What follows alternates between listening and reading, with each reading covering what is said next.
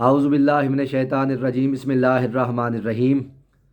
اللہم صلی علی محمد و آل محمد اللہم عجل لولیک الفرج۔ سلام علیکم میرے محترم اور مکرم سامعین۔ کچھ دوستوں کی یہ خواہش تھی کہ آیت الکرسی کے متعلق جو ہے وہ کچھ ان کے فضائل، آیت الکرسی کے فضائل بتائے جائیں، اور آیت الکرسی کے حوالے سے کوئی رزق میں جو ہے وہ برکت کے حوالے سے، زندگی میں آسانی کے حوالے سے، اور بالخصوص وسعت رزق کے حوالے سے جو ہے وہ آیت الکرسی کا کوئی مجرب عمل بتایا جائے کہ آیت الکرسی کو کس طریقے سے پڑھا جائے اور آیت الکرسی کو کہاں تک پڑھا جائے۔ دیکھیے، علماء بر دو قسم است، علماء کی دو اقسام ہیں، اور میرے محترم مکرم سامعین، کچھ علماء یہ فرماتے ہیں کہ آیت الکرسی جو ہے وہ ہم فیہا خالدون تک پڑھی جائے، یعنی کہ آیت الکرسی مکمل جو ہے وہ ہم فیہا خالدون تک ہے،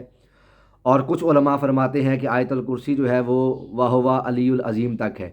اور میری اپنی تحقیق بھی یہی ہے، اور تقریباً 80% علماء حقہ کا، علماء عارفین کا، علماء صالحین کا یہی جو ہے وہ ان کی تحقیق ہے، اور یہی ان کا قول ہے کہ آیت الکرسی جو ہے وہ وَهُوَ علی العظیم تک ہی ہے، اور یہاں تک ہی پڑھی جائے۔ تو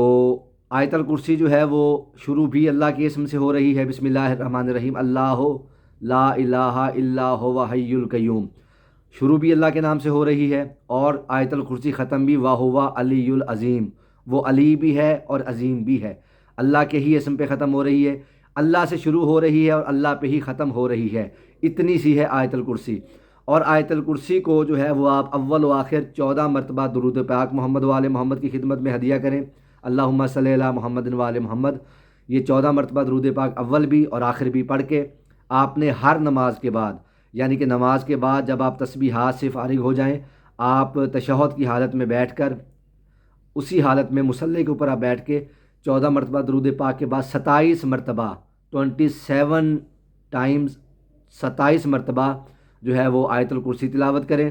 اور آیت الکرسی تلاوت کر کے آیت الکرسی کو چہاردہ معصومین علیہ السلام کو ہدیہ کریں، اور ہدیہ کر کے اللہ تعالیٰ کی ذات سے، خداوند قدوس سے، محمد و آل محمد کے حق کا واسطہ دے کے اپنی حاجت طلب کریں۔ وہ حاجت آپ کی رزق کی ہے، اولاد کی ہے، وفا کی ہے، شفا کی ہے، قرض کی ہے، قرض کی ادائیگی کی ہے، اپنا گھر نہ ہونے کی ہے، خواہ کسی بھی قسم کی جو ہے وہ آپ کی خواہش کیوں نہ ہو۔ شرط یہ ہے کہ خواہش آپ کی دعا جو ہے وہ جائز ہونی چاہیے، مراد آپ کی حلال ہونی چاہیے، دعا آپ کی حلال اور جائز ہونی چاہیے۔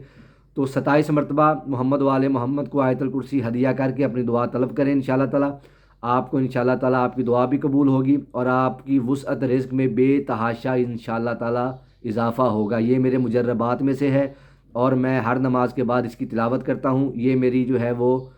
تسبیحات میں شامل ہے، اور ایک انتہائی کمال کا مجرب ترین عمل ہے، وسعت رزق کے لیے بھی، صحت کے لیے بھی، زندگی کے لیے بھی، تندرستی کے لیے بھی، حیا کے لیے بھی، وفا کے لیے بھی، شفا کے لیے بھی، قرض سے ادائیگی کے لیے بھی، مرض سے شفا کے لیے بھی، اور ہر طرح کے، خواہ کسی قسم کی بھی آپ کو پریشانی کیوں نہ لاحق ہو، ہر طرح کے آپ مسئلے میں آیت الکرسی کو 27 مرتبہ تلاوت کر کے خداوند قدوس سے اپنی حاجت طلب کر سکتے ہیں۔ اور علماء عارفین فرماتے ہیں کہ بالخصوص ہر نماز کے بعد یہ وسعت رزق کے لیے بہت ہی مجرب ہے، اس سے بڑا آپ کو وسعت رزق کے لیے عمل کوئی ہو ہی نہیں سکتا۔ 27 مرتبہ ہر نماز کے بعد 14 مرتبہ درود پاک تلاوت کر کے 27 مرتبہ آیت الکرسی کی تلاوت کریں، اور خداوند قدوس سے اپنی حاجت کو طلب کریں، اور ہمیں اپنی دعاؤں میں یاد رکھیے گا۔ میں آپ کی دعاؤں کا طالب، حقیر و غریق تقصیر، آغا حیدر عباس فاطمی، والسلام علیکم۔